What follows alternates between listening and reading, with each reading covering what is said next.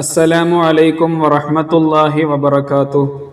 രണ്ടാം ക്ലാസ്സിലെ പ്രിയപ്പെട്ട വിദ്യാർത്ഥികളെ, നിങ്ങളൊക്കെ കഴിഞ്ഞ വർഷം ഒന്നാം ക്ലാസ്സിൽ നല്ല മിടുക്കന്മാരായി പഠിക്കുകയും നല്ല രൂപത്തിൽ പരീക്ഷ എഴുതുകയും ചെയ്ത് ഇപ്പോൾ രണ്ടാം ക്ലാസ്സിലേക്ക് എത്തിയിരിക്കുകയാണ്. ഇൻഷാ അല്ലാഹ് ഈ രണ്ടാം ക്ലാസ്സിലും എല്ലാ വിഷയങ്ങളും നല്ല രൂപത്തിൽ പഠിക്കുകയും പരീക്ഷകളൊക്കെ നല്ല രൂപത്തിൽ തന്നെ എഴുതി ഇനിയും നല്ല വിജയങ്ങൾ കൈവരിക്കണം. അല്ലാഹു സുബ്ഹാനഹു വ തആല നമുക്കൊക്കെ അതിനുള്ള തൗഫീക്ക് നൽകി അനുഗ്രഹിക്കുമാറാവട്ടെ. രണ്ടാം ക്ലാസ്സിലും നല്ല രൂപത്തിൽ പഠിക്കണേ.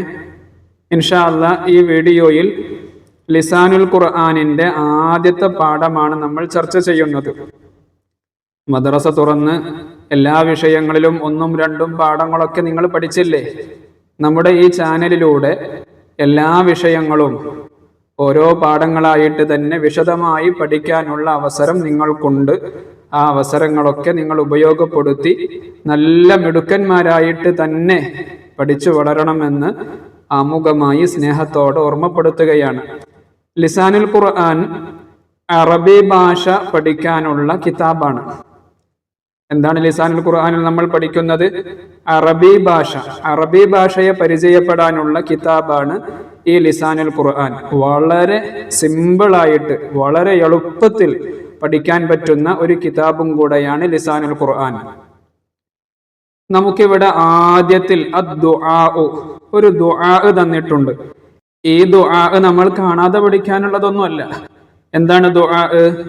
റബ്ബി റബ്ബി യാ റഹ്മാൻ യസ്സിർ ദർസി യാ മന്നാൻ ഇംലഅ ഖൽബി ബിൽ ഈമാൻ ഇശ്റഹ് സദ്രി ബിൽ ഖുർആൻ വഫിഖ് ദൗമൻ ലിൽ ഇർഫാൻ ലുഗതല്ലാദി വൽ ഖുർആൻ റബ്ബി റബ്ബി യാ റഹ്മാൻ സിദ്നി ഇൽമൻ യാ മന്നാൻ.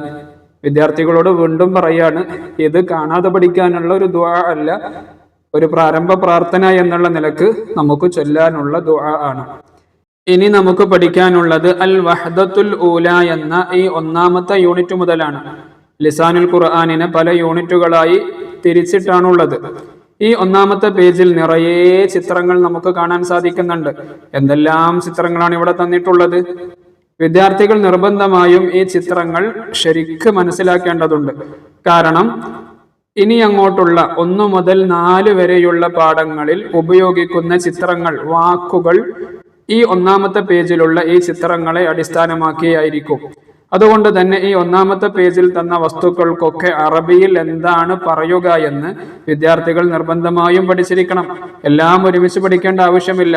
നമ്മൾ പറഞ്ഞു 1 മുതൽ 4 വരെയുള്ള പാഠങ്ങളിലായി ഈ കാണുന്ന ചിത്രങ്ങളൊക്കെ ഉപയോഗിച്ച് അതിൻ്റെ പേരുകളൊക്കെ നമ്മൾ പഠിക്കേണ്ടതുണ്ട്. അതുകൊണ്ട് വിദ്യാർത്ഥികൾ നിർബന്ധമായും ഈ ചിത്രങ്ങൾ മനസ്സിൽ കുറിച്ചു വെക്കണം. എന്തൊക്കെയാണ് നമുക്കിവിടെ കാണാൻ സാധിക്കുന്നത്? മരമുണ്ട്, മരത്തിന്റെ മുകളിൽ അണ്ണാനുണ്ട്, അതുപോലെ മാങ്ങയുണ്ട്, താഴെ പൂച്ചയുണ്ട്, മുയലുണ്ട്, പശുവുണ്ട്, കാറുണ്ട്, പഴമുണ്ട്, പൈനാപ്പിൾ ഉണ്ട്, അതുപോലെ സൈക്കിളുണ്ട്, പൂവൻകോഴിയും പിടക്കോഴിയും ഉണ്ട്. ഇവിടെ ഒരു വീടുണ്ട്, വീടിന് ഡോറുണ്ട്, ടേബിളുണ്ട്, ടേബിളിന്റെ മുകളിൽ കിതാബും പേനയുമുണ്ട്. ഒരു ഉസ്താദ് അവിടെ ഇരിക്കുന്നുണ്ട്, 2 കുട്ടികളെ കാണുന്നുണ്ട്, ബാഗ് ഉണ്ട്, തൊപ്പിയുണ്ട്. അങ്ങനെ പല ചിത്രങ്ങളും ഇവിടെ നമ്മൾ കാണുന്നുണ്ട്. അതുകൊണ്ട് തന്നെ ഈ പേജിലുള്ള ചിത്രങ്ങൾ വിദ്യാർത്ഥികൾ ഓർത്തു വെക്കേണ്ടതുണ്ട്. ഇതിനൊക്കെ അറബിയിൽ എന്താണ് പറയുക എന്ന് നമ്മൾ ഓരോ പാഠങ്ങളിലായി പഠിക്കും. ഇനി നമുക്ക് അദ്ദർസുൽ അവ്വലു, ഒന്നാമത്തെ പാഠം നമുക്ക് പഠിക്കാം. എന്താണ് ഒന്നാമത്തെ പാഠത്തിന്റെ പേര്? അനദാരിസുൻ.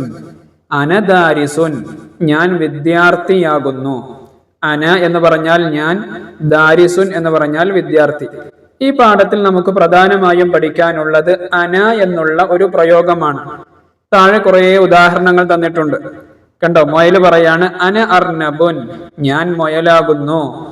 പൈനാപ്പിൾ പറയാണ് അന അനാനാസുൻ, ഞാൻ പൈനാപ്പിൾ ആകുന്നു.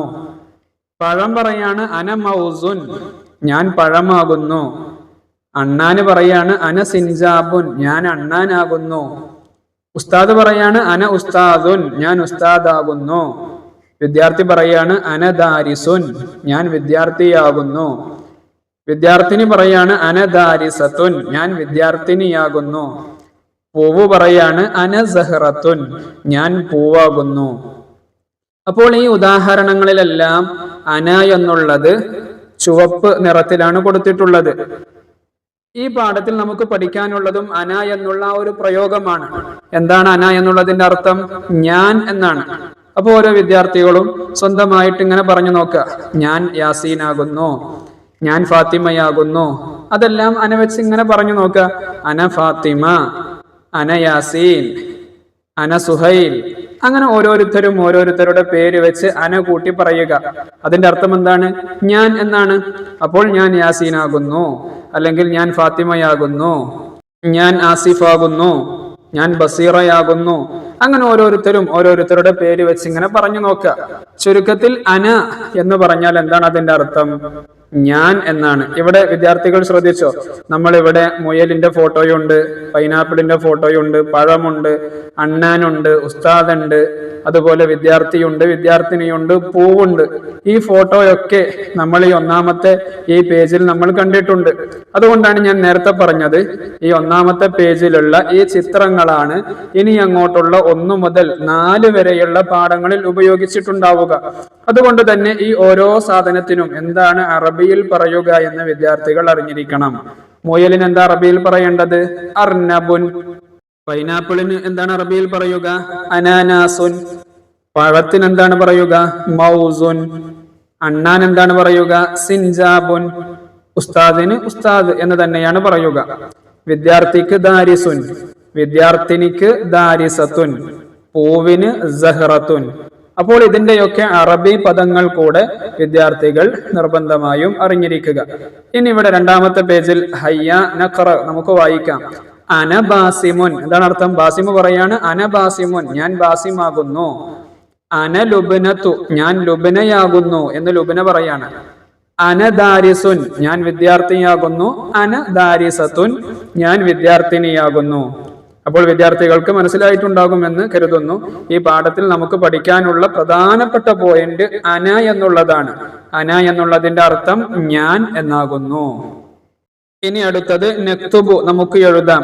ഇവിടെ താഴെ പൂരിപ്പിക്കാനുണ്ട്. കണ്ടോ എന്തൊക്കെയാണ് ഇവിടെയുള്ളത്? മുയല് പറയാണ് ഞാൻ മുയലാകുന്നു. അണ്ണാൻ പറയാണ് ഞാൻ അണ്ണാനാകുന്നു. പഴം പറയാണ് ഞാൻ പഴമാകുന്നു. പൈനാപ്പിൾ പറയാണ് ഞാൻ പൈനാപ്പിൾ ആകുന്നു. ഇതൊക്കെ നമുക്ക് അറബിയിൽ എഴുതണം. അതുകൊണ്ടാണ് ഞാൻ നേരത്തെ പറഞ്ഞത്, ഇതുപോലെ നമ്മൾ ചിത്രം കണ്ടാൽ ഇതിനൊക്കെ അറബിയിൽ എന്താണ് പറയുക എന്നറിഞ്ഞാലേ നമുക്കിവിടെ പൂരിപ്പിക്കാൻ പറ്റുകയുള്ളൂ. അതുകൊണ്ട് തന്നെ ഈ ഓരോ വസ്തുവിന്റെയും പേര്, ഇതിനൊക്കെ അറബിയിൽ എന്താണ് പറയുക എന്നുകൂടെ നിർബന്ധമായും വിദ്യാർത്ഥികൾ പഠിച്ചിരിക്കണം. നമ്മൾ മുയലിന് എന്താണ് പറഞ്ഞത്? എന്താണ് പഠിച്ചത്? അർനബുൻ എന്നല്ലേ പഠിച്ചത്? അപ്പോൾ അന അർനബുൻ, അവിടെ ആ വിട്ട ഭാഗത്തിൽ അർനബുൻ എന്ന് എഴുതി കൊടുക്കണം. അന എന്നുള്ളത് അവിടെയുണ്ട്. അന അർനബുൻ, ഞാൻ മുയലാകുന്നു. ഇനി രണ്ടാമത്തത് സിൻജാബുൻ, അണ്ണാൻ എന്നുള്ളത് അവിടെയുണ്ട്. നമ്മൾ അവിടെ തുടക്കത്തിൽ അന എന്ന് എഴുതി കൊടുത്താൽ മതി. അപ്പോൾ അന സിൻജാബുൻ. ഇനി താഴെ അവിടെ ഒന്നും തന്നിട്ടില്ല, പക്ഷേ പഴത്തിന്റെ ഫോട്ടോ തന്നിട്ടുണ്ട്. അതുകൊണ്ട് തന്നെ പഴത്തിന് നമ്മൾ അറബിയിൽ എന്താണ് പറയുക എന്ന് നമ്മൾ പഠിച്ചിരിക്കണം. മൗസുൻ. മൗസുൻ എന്നാണ് പഴത്തിന് പറയുക. അപ്പോൾ അന മൗസുൻ, ഞാൻ പഴമാകുന്നു. അന കൂട്ടിയിട്ട് എന്ത് ചെയ്യുക? നമ്മൾ അന മൗസുൻ എന്ന് എഴുതി കൊടുക്കുകയാണ് വേണ്ടത്. രണ്ടാമത്തതും അതുപോലെ തന്നെയാണ്. പൈനാപ്പിളിന്റെ ഫോട്ടോ മാത്രം തന്നിട്ടുണ്ട്. അപ്പോൾ പൈനാപ്പിളിന് നമ്മൾ എന്താണ് അറബിയിൽ പറയുക എന്ന് പഠിക്കണം. അനാനാസുൻ എന്നാണ് പൈനാപ്പിളിന് പറയുക. അനാനാസുൻ. എന്നിട്ട് അന കൂട്ടി എഴുതി കൊടുത്താൽ മതി. അന അനാനാസുൻ, ഞാൻ പൈനാപ്പിൾ ആകുന്നു. ഈ രൂപത്തിൽ നമ്മൾ ഇവിടെ പൂരിപ്പിക്കുകയാണ് വേണ്ടത്. ചുരുക്കത്തിൽ അന എന്നുള്ള പ്രയോഗമാണ് നമുക്ക് ഈ പാഠത്തിൽ പഠിക്കാനുള്ളത്. അതോടൊപ്പം തന്നെ ഈ വസ്തുക്കൾക്കൊക്കെ അറബിയിൽ എന്താണ് പറയുക എന്നും കൂടെ നിർബന്ധമായും നമ്മൾ പഠിച്ചിരിക്കണം. മുയലിന് എന്താണ്, അതുപോലെ പൈനാപ്പിളിന് എന്താണ്, പഴത്തിന് എന്താണ്, അണ്ണാൻ എന്താണ്, ഉസ്താദിന് എന്താണ്, വിദ്യാർത്ഥിക്കും വിദ്യാർത്ഥിനിക്കും എന്താണ് പറയുക, പൂവിന് എന്താണ് പറയുക, ഈ കാര്യങ്ങളൊക്കെ ഇതിനൊക്കെ അറബിയിൽ പറയുന്ന പേരുകൾ എന്താണ് എന്നുകൂടെ നിർബന്ധമായും ഈ ഒന്നാമത്തെ പാഠത്തിൽ വിദ്യാർത്ഥികൾ പഠിച്ചിരിക്കണം. ഇനി അടുത്തത് നഖ്റഉ മിനൽ ഖുർആൻ വ അന മിനൽ മുസ്ലിമീൻ. വലാ അന ആബിദും മാ അബദ്തും. ഈ രണ്ട് ആയത്തുകളിലും നമുക്ക് നമ്മൾ ഈ പാഠത്തിൽ പഠിച്ച അന എന്നുള്ള പ്രയോഗം കാണാം. വ അന മിനൽ മുസ്ലിമീൻ. കണ്ടോ, വ അന മിനൽ മുസ്ലിമീൻ, അവിടെ അന വന്നിട്ടുണ്ട്. വലാ അന, കണ്ടോ, അവിടെയും അന വന്നിട്ടുണ്ട്. ഇനി ഹയ്യ നൻസഖ്, ഇവിടെ ഈ അന എന്നുള്ളത് വിദ്യാർത്ഥികൾ കോപ്പി രൂപത്തിൽ ഇതുപോലെ എഴുതുകയാണ് വേണ്ടത്. അത് എഴുതിയിട്ട് തന്നെ വിദ്യാർത്ഥികൾ പരിശീലിക്കണമെന്നുകൂടെ സ്നേഹത്തോടെ ഓർമ്മപ്പെടുത്തുന്നു. ചുരുക്കത്തിൽ ഈ ഒന്നാമത്തെ പാഠത്തിൽ പഠിക്കാനുള്ള കാര്യം എന്താണ് എന്ന് എല്ലാ വിദ്യാർത്ഥികൾക്കും മനസ്സിലായിട്ടുണ്ടാകും എന്ന് കരുതുന്നു. അന എന്നുള്ള പ്രയോഗമാണ്. അന എന്നുള്ളതിന്റെ അർത്ഥം ഞാൻ എന്നാണ്. അതുപോലെ തന്നെ ഇവിടെ കാണുന്ന ഈ ചിത്രങ്ങൾ, ഈ വസ്തുക്കൾക്കൊക്കെ അറബിയിൽ എന്താണ് പറയുക എന്നുകൂടെ നിർബന്ധമായും വിദ്യാർത്ഥികൾ അറിഞ്ഞിരിക്കണം. ഇനിയും ആർക്കെങ്കിലും ഈ ഒന്നാമത്തെ പാഠവുമായി ബന്ധപ്പെട്ട് സംശയങ്ങളുണ്ടെങ്കിൽ നിർബന്ധമായും കമന്റിൽ ചോദിക്കാവുന്നതാണ്. അല്ലാഹു സുബ്ഹാനഹു വ തആല എല്ലാ മക്കൾക്കും നല്ല ബുദ്ധിശക്തിയും ഓർമ്മശക്തിയും നൽകി അനുഗ്രഹിക്കുമാറാവട്ടെ. ഈ വീഡിയോ മറ്റുള്ളവരിലേക്ക് കൂടെ നിങ്ങൾ ഷെയർ ചെയ്യണമെന്ന് ഓർമ്മപ്പെടുത്തുന്നു. ഇൻഷാ അല്ലാഹ് ഇതുപോലെ ഓരോ പാഠവും വളരെ വിശദമായിട്ട് തന്നെ ഈ ചാനലിലൂടെ നിങ്ങൾക്ക് പഠിക്കാനുള്ള അവസരമുണ്ട്. ഉപയോഗപ്പെടുത്തണമെന്ന് ഓർമ്മപ്പെടുത്തി. അസ്സലാമു അലൈക്കും വറഹ്മത്തുള്ളാഹി വബറകാതുഹു.